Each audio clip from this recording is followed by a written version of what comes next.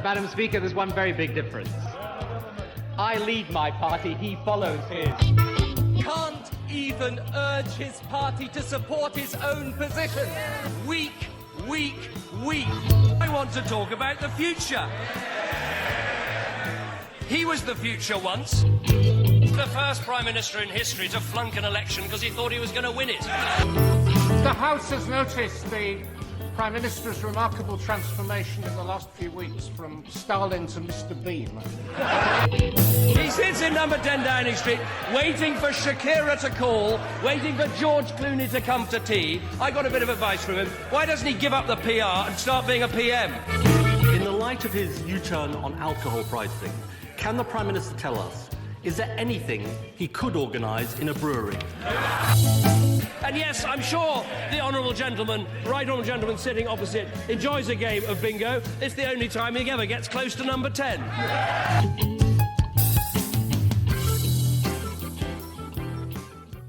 So welcome to the third Politics Teaching podcast.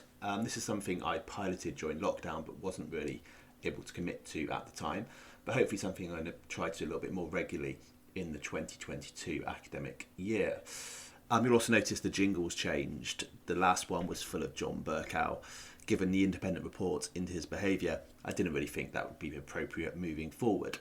Now, today I'm going to look at three different things. The first thing I'm going to look at, predictably, is the Conservative leadership election, because that is going to dominate the political scene over the summer. The second thing is an interesting story regarding Boris Johnson and the potential of being recalled under the Recall of MPs Act 2015.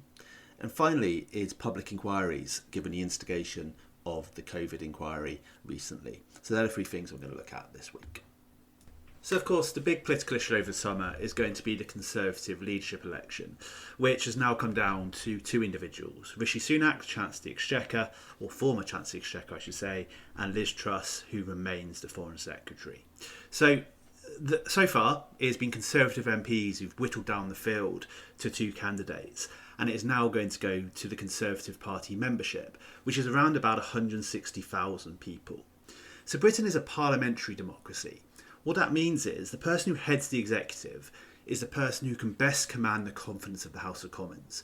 That's usually going to be the leader of the biggest party or the majority party in the House of Commons. This is different from a presidential democracy, where the head of the executive is directly elected. What this does mean, of course, is the electorate for the Prime Minister is very small. So, for example, in 2019, the number of people who actually voted directly for Boris Johnson to become Prime Minister was only 92,153, which is around 0.13% of all UK citizens. But that is simply the nature of our constitutional workings in the UK. Now, what's interesting is that Conservative leadership elections are a relatively new phenomenon. It used to be the case that when the Conservative Party needed to choose a new leader, the party elders would sit in a room, they'd smoke a few cigars and have a brandy and work out who was going to take over the party. The first Conservative leadership election happened in July 1965, and this is an important point because it was actually to find a successor to Alec Douglas Home. And Alec Douglas Home was actually appointed to be Prime Minister in quite controversial circumstances. Harold Macmillan, the Prime Minister in 1963, had been quite ill, and he decided he was going to resign as Conservative Party leader and therefore as Prime Minister. And everyone expected that Rab Butler was going to become Prime Minister. He was seen to be the obvious choice, the popular choice with the party. However, Macmillan hated Rab Butler, and he called the Queen to his hospital bed, and the Queen visited. And this scene can actually be seen in The Crown. I think it's in season 1 or 2 of The Crown.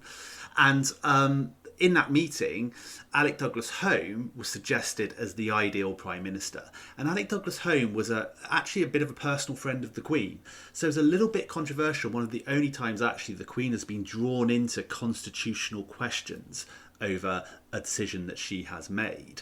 And Alec Douglas Home was also a member of the House of Lords. So he had to actually step down from the House of Lords and run in a by-election that had been kind of artificially created by the Conservative Party in order to take a seat in the House of Commons and thereby govern.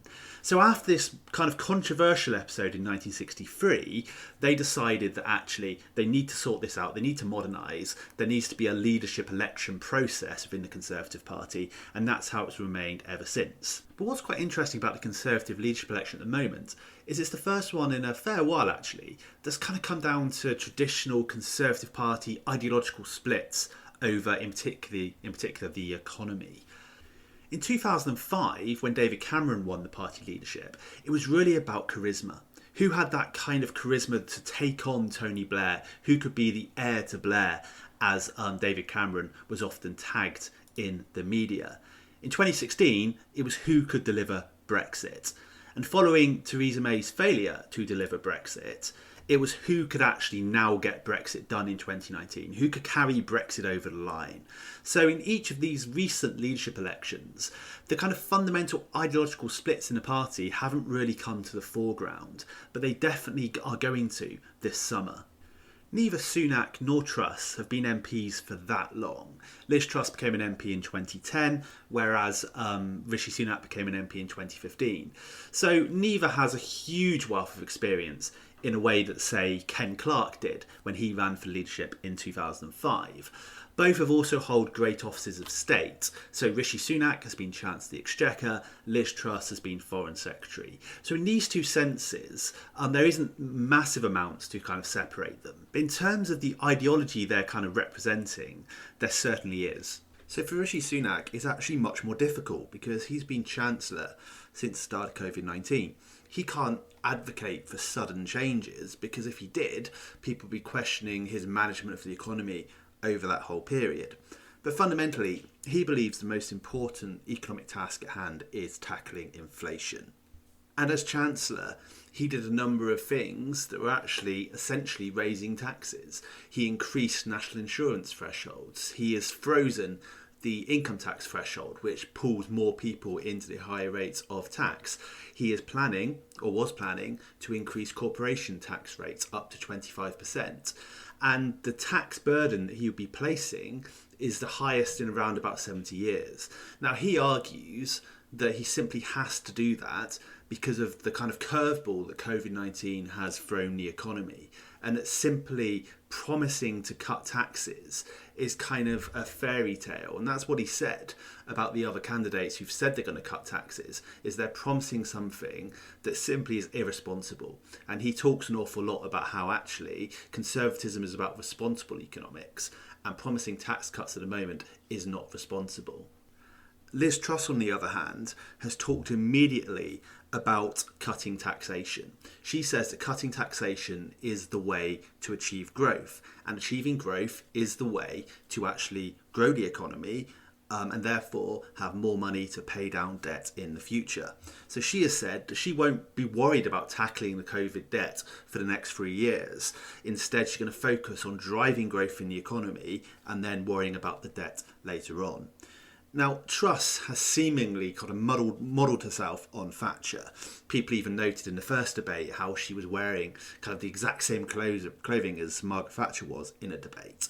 But I guess it's worth noting that even though Thatcher is most famed for low taxation, for deregulation, even Thatcher made the choice of raising taxes in 1981 to tackle inflation before then bringing them back down when inflation was under control. And Rishi Sunak has kind of said that her plan will actually just be passing on the burden to the next generation, to children and even to grandchildren. Whereas Liz Truss has said that Sunak's kind of more conservative economic plan will just lead to recession, which will be worse for everyone. And the differences between them economically really came to the fore in tonight's debate on BBC One. So let's listen to a quick clip of them debating economic strategy. Is now the right time to cut taxes, Rishi Sunak? Well, look, we all took a decision to protect the economy and support the NHS through COVID. And of course, we all knew there was a bill that we needed to pay for that. So the question is, should we pay that bill ourselves, or do we put it on the country's credit card and pass the tab to our children and grandchildren to take care of? Now, I don't think that's right. I don't think it's responsible, and it's certainly not conservative, and that's what I wouldn't do as Prime Minister. Not responsible, Liz Truss. Under my plans, we would start paying down the debt in 3 years' time.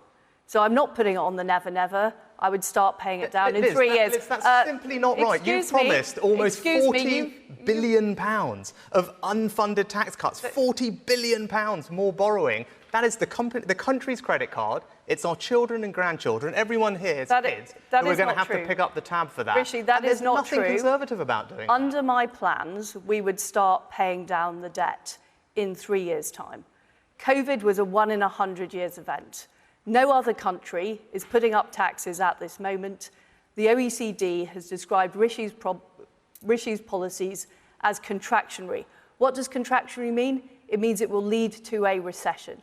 Well, let's just take on this, right? So we remember the 80s and the 90s, and you know what the problem we had then? It was inflation, and it's the problem that we have now. It is the single biggest thing that all of you are having to grapple with at home with your bills. And we need to get a grip of inflation, and if we don't do that now, it's going to cost all of you and everybody watching at home far more in the long run. And you know what? Rishi is talking about putting up corporation tax this autumn. He is talking about raising taxes at a time when there is a global economic crisis to the same level as France's corporation tax. Your own economic advisor, your own economic advisor has said that your plans would mean that interest rates would have to go up to around 7%.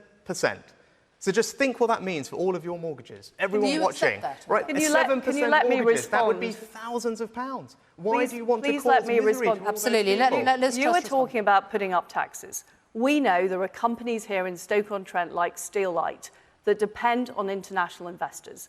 We know that they need the investment to help create jobs and opportunities in this city.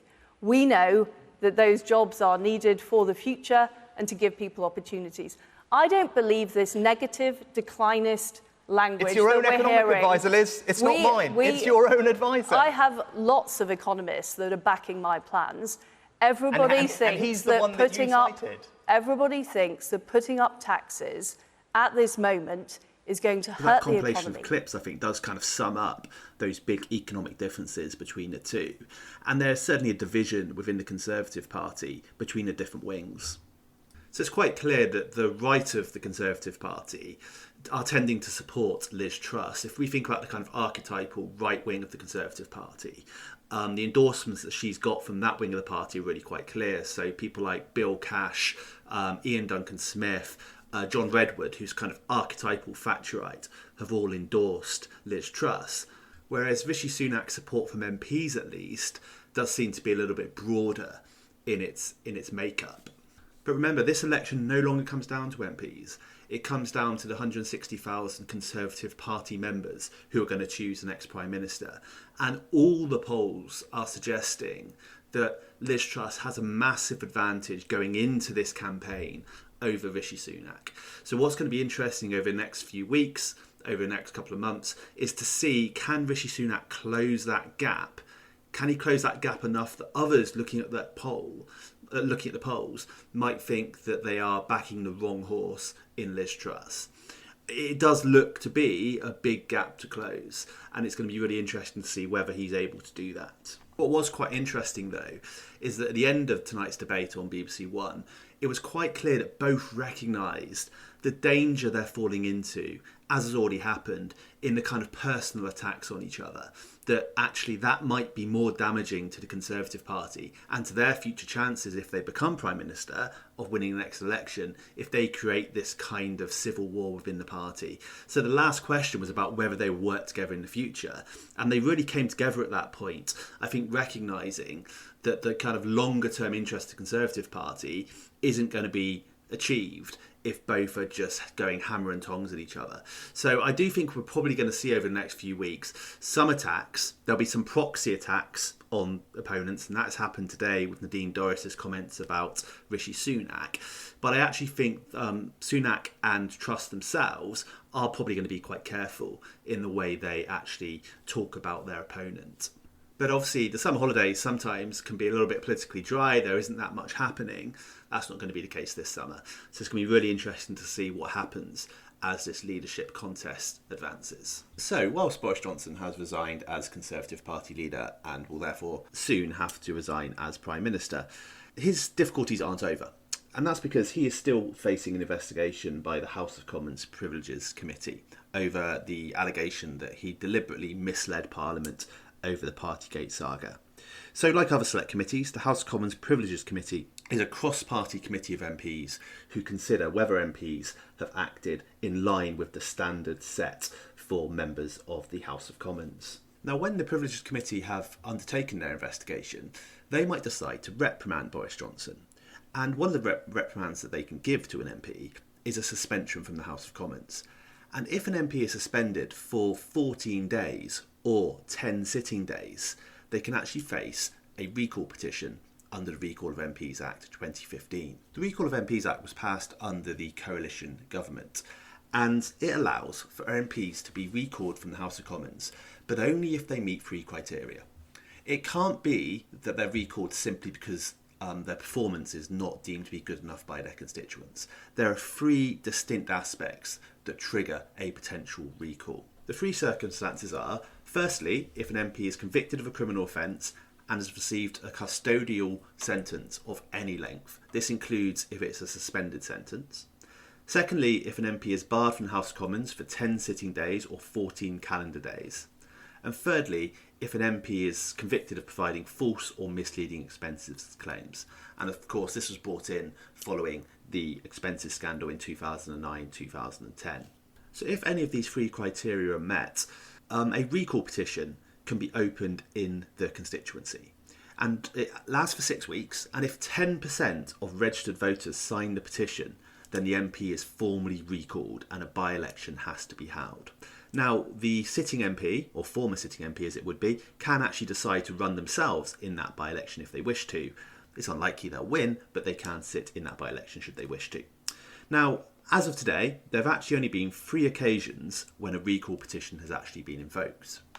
The first was in 2018, when Ian Paisley, who was a DUP MP, was suspended for 30 days from the House of Commons. That's the longest suspension since 1949. And that was for receiving hospitality from the Sri Lankan government, which was very much against the rules as it was undeclared. Now, he faced a recall petition, but it was announced that his recall petition had fallen short of triggering a by-election by 444 votes. So because of that, even though he was the first MP to face a recall petition, he wasn't actually recalled from Parliament. The second case was Fiona Onasanya. In July 2018, the then Labour MP was charged with perverting the course of justice in relation to 2 instances when she had lied to police about who was driving a car that was caught speeding. The petition was then opened, and 27.6% of constituents signed her recall petition. So she was therefore recalled from the House of Commons. She didn't stand in the by-election, but Labour actually held that seat in the by-election as their new candidate, Lisa Forbes, won that by-election. And the third occasion was Christopher Davis from Brecon and Radnorshire in July 2019.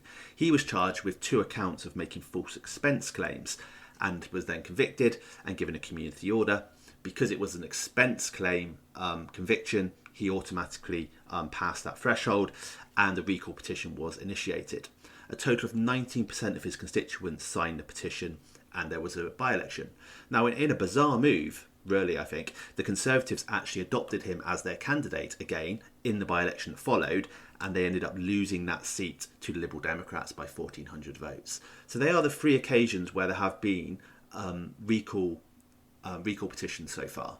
So if Boris Johnson is found to have misled Parliament by the Privileges Committee and is suspended from the House of Commons for 10 sitting days or for 14 calendar days, then a recall petition will be opened in his constituency. Now, what's really interesting here is that normally Prime Ministers are in very safe seats. In the case of Boris Johnson, that's really not the case.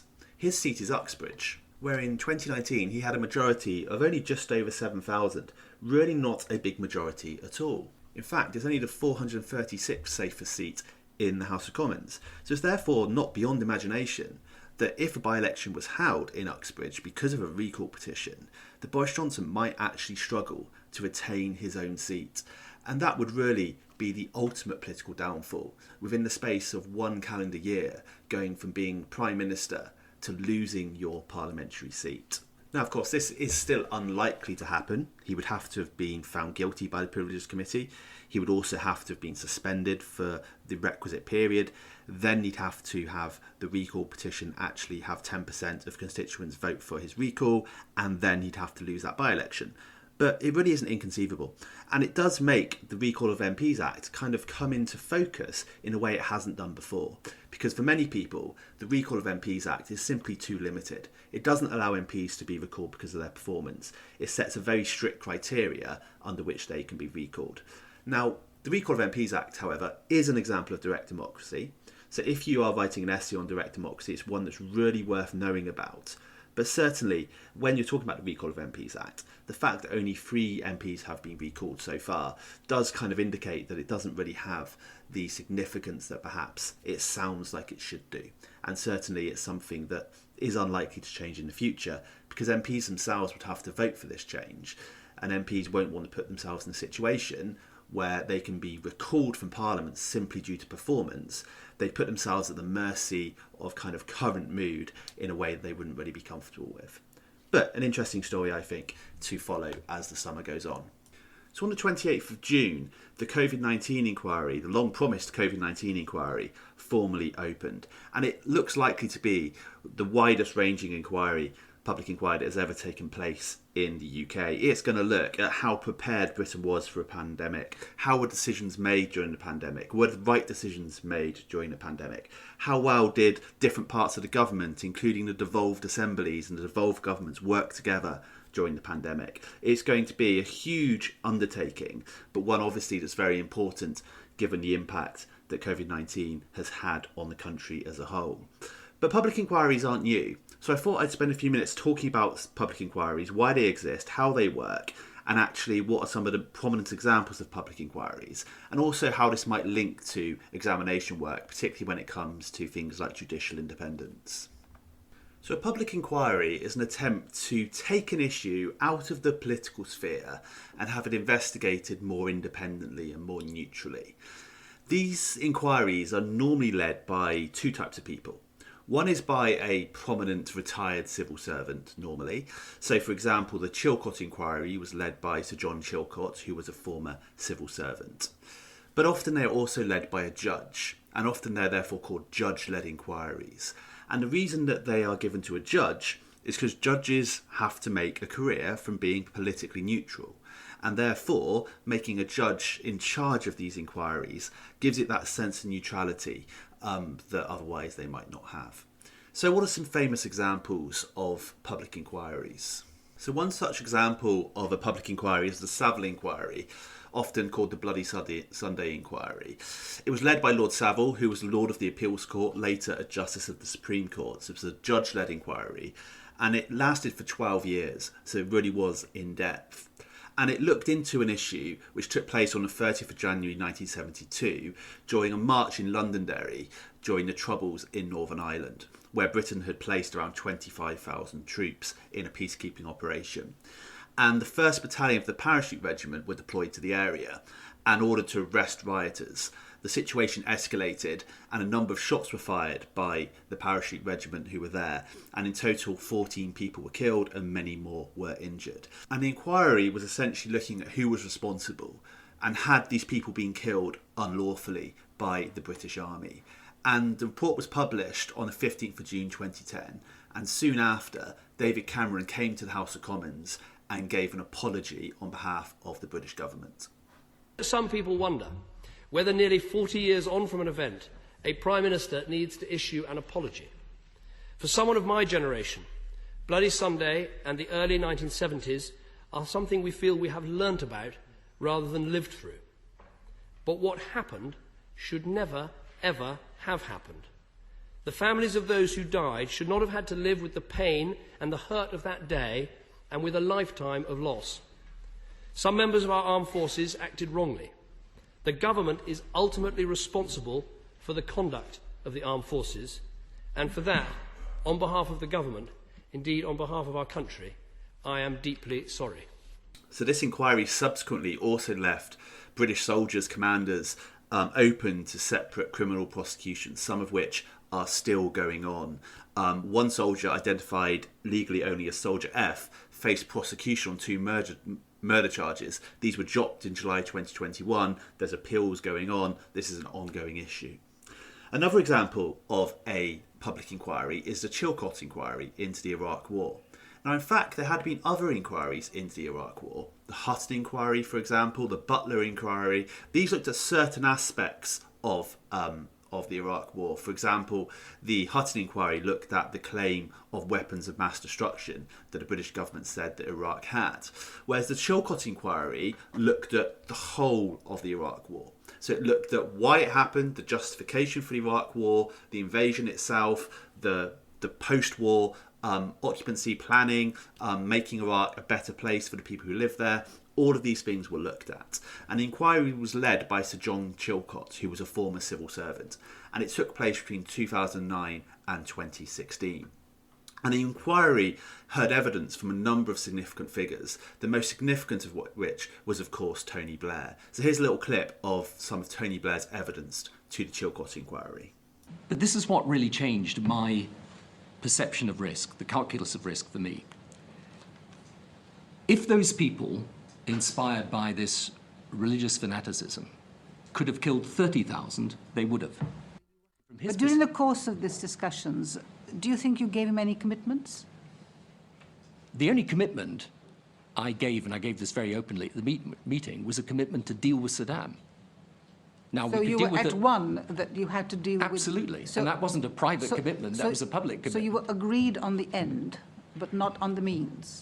We were agreed on both, actually, as it came to finally, but we were agreed that we had to confront this issue, that Saddam had to come back into compliance with the international community.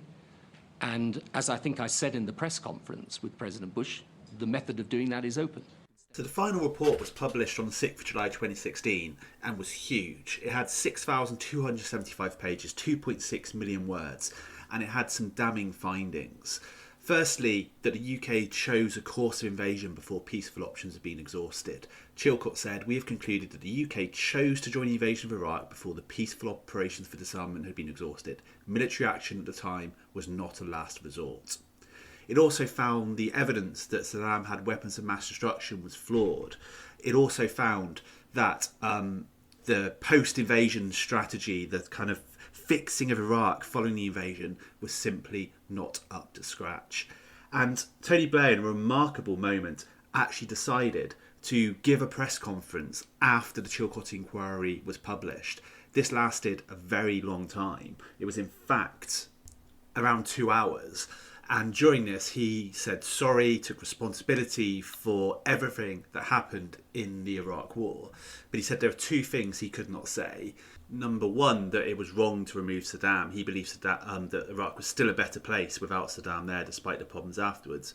And number 2, that the people who died in Iraq had died in vain. He sincerely believed that that wasn't the case.